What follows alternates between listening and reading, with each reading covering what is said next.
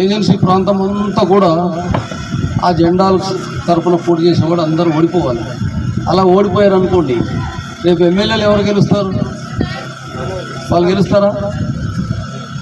నీ భూమి కాపాడేవాడు గెలుస్తాడు, నీ నీళ్ళు కాపాడేవాడు గెలుస్తాడు, నీ బతుకు నిలబెట్టేవాడు గెలుస్తాడు. అలాగే అలాంటి వాళ్ళు ఎంపీలు అక్కడికి వెళ్తారు.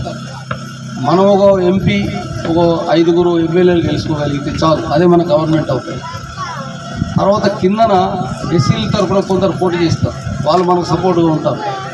మైదాన ప్రాంతాల్లో ఎస్టీలు కొంతమంది ఉన్నారు, రోడ్లు ఉన్నాయి, కానీ వాళ్ళకి టికెట్లు ఇవ్వకపోవడం వల్ల వాళ్ళు పోటీ చేయలేకపోతున్నారు. వాళ్ళు పోటీ చేయించడం కోసం మీరు పోటీ చేయమని చెప్తున్నాం, మేము టికెట్ ఇస్తామని వాళ్ళు చెప్తున్నాం.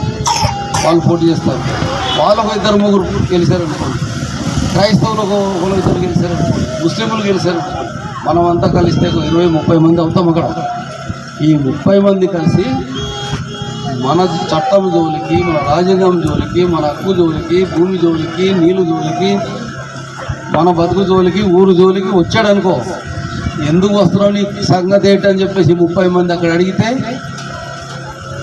అందుకు వాళ్ళకి అవసరమైనప్పుడు మనం సహకారం చేయాలి, మనకు అవసరమైనప్పుడు వాళ్ళు సహకారం చేయడం కోసమే మేము మొత్తం వీళ్ళందరినీ కూడబెడుతున్నాం. రాత్రి పగలు కష్టపడుతున్నాం, విషయాలన్నీ చెప్తున్నాం. వినకపోతే అందరికీ నష్టం. ఏం నష్టమో మాకు తెలుసు, ఆ నష్టం మీకు చెప్తున్నాం. మీరు వినకుండా మళ్ళీ అధికారం ఇస్తే మీరు పోయినప్పుడు మీతో పాటు మేము కూడా పోవడం తప్పదు. మీరు పోయినప్పుడు మీతో పాటు మేము కూడా పోల్సి ఏం చేస్తాం?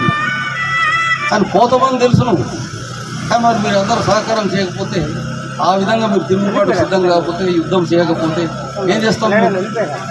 రాజు కూడా యుద్ధం చేయలేడు కదా, సైన్యం కూడా యుద్ధం చేయలేదు కదా. అందుకబట్టి యుద్ధం ఇప్పుడు ఎవరికి? ఇది రాజ్యాంగానికి, మనువాద ప్రభుత్వాలకి మధ్య యుద్ధం జరుగుతుంది. మన బతుకు జోలికి వాడు వస్తున్నాడు, ఆ బతుకు నిలబెట్టుకోవడం కోసం యుద్ధము చేయాలి.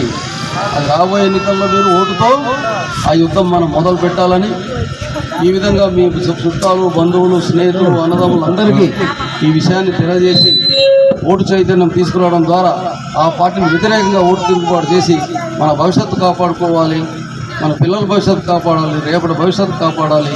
మన ప్రాంతంలో భూములు, హక్కులు, ఈ రాజ్యాంగం, మన బతుకుకు ఆధారమైనటువంటి రాజ్యాంగాన్ని మనం కాపాడుకోవాలి, రక్షించుకోవాలని చెప్పేసి కోరుతూ, మరి అవకాశం ఇచ్చినటువంటి సభాధ్యక్షులు